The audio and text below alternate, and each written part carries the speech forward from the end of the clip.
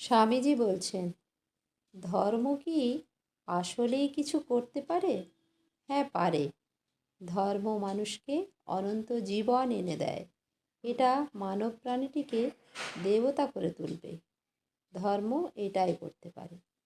মানব সমাজ থেকে যদি ধর্মকে বাদ দাও, তাহলে কি থাকবে? পশুদের বন ছাড়া আর কিছুই নয়।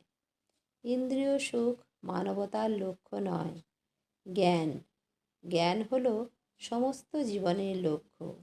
আমরা দেখতে পাই যে মানুষ তার বুদ্ধিকে পশুর ইন্দ্রিয় উপভোগ করার চেয়ে বেশি উপভোগ করে, এবং আমরা দেখতে পাই যে মানুষ তার যুক্তিবাদী প্রকৃতির চেয়েও তার আধ্যাত্মিক প্রকৃতিকে বেশি উপভোগ করে। তাই সর্বোচ্চ জ্ঞান হওয়া উচিত এই আধ্যাত্মিক জ্ঞান। এই জ্ঞানের সাথেই আসবে আনন্দ।